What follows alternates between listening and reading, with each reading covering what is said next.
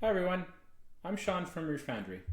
Welcome to Lesson 1 of our Getting Started series. In this video, we'll explore the Gutenberg Editor, focusing on using the list view, navigating the settings panel, and adding blocks to a blank page. Alright, let's get started. Here we are in the Gutenberg Editor, which is the default editor in WordPress for creating and editing content. Gutenberg uses blocks to build your pages and posts, allowing for flexible and rich layouts. Refoundry enhances Gutenberg by providing custom blocks and styling options, making it even easier to build professional websites. First, let's explore the list view. The list view is a powerful view that displays a hierarchical outline of all the blocks on your page. This is especially helpful when working with pages that have complex layouts or a lot of nested blocks. To open the list view, click on this icon in the top left-hand corner of your screen.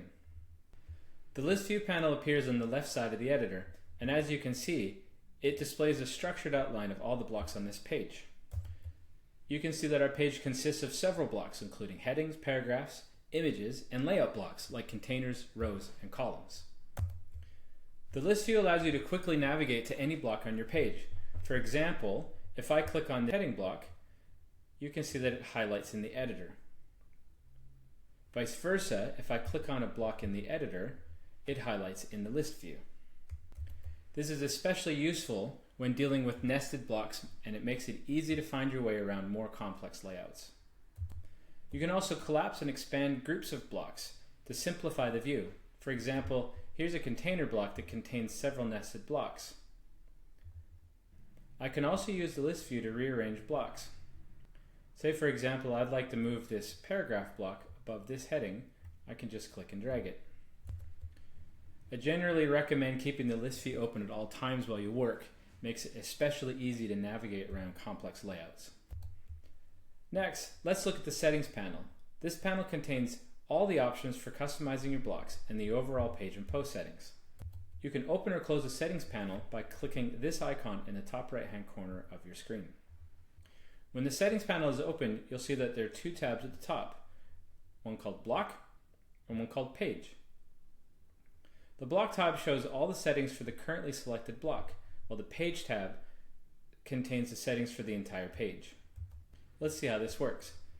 When I click on a heading block, you can see that its settings now display in the settings tab. With the heading block selected, the settings panel now shows display options that are related to this block. For example, I can change the heading style, choose a different color, or modify spacing. If we select a different block type, such as this image block, then the options in the setting panel changes accordingly. The dynamic nature of the setting panel allows you to customize each block individually and provides a high level of control over your content and your layout.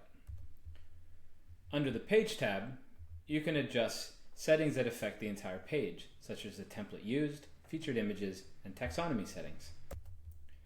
I recommend keeping the settings panel open as well to have quick access to block and page settings as you design your page. Now that we've explored the list view and the settings panel using an existing page, let's see how to add blocks to a new blank page. So I'm just going to go over here and add a new page. I'm going to give it a title and publish it.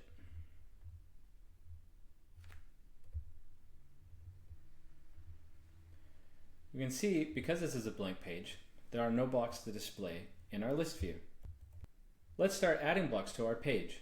There are several ways to add blocks in Gutenberg. One method is to use the block inserter, this big blue icon in the top left-hand corner. If we click on it, we get this search area.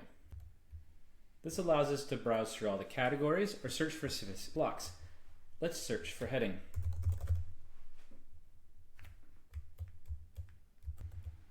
And then select the heading from the results to add it to the page.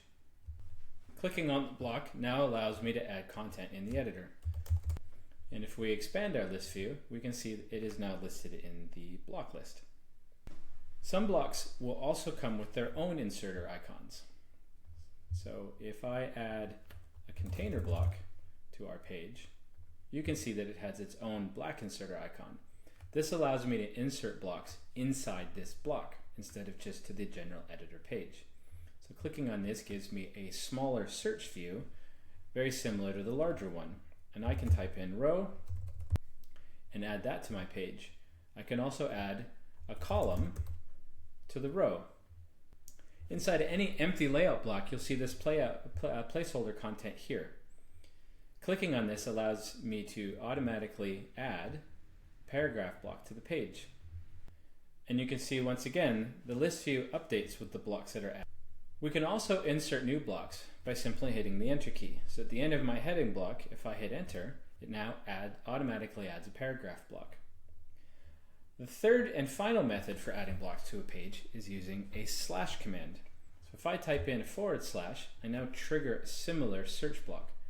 And if I wanted to add a list block to this page, I could start typing in the name of the block and then select it from the available options. And now that this block is on the page, I can easily add more content. It's that easy. Adding blocks to a page is really straightforward, and you can choose any method that feels most comfortable to you. Thanks for joining me in this lesson. If you have any questions, feel free to reach out through our website. See you in the next video.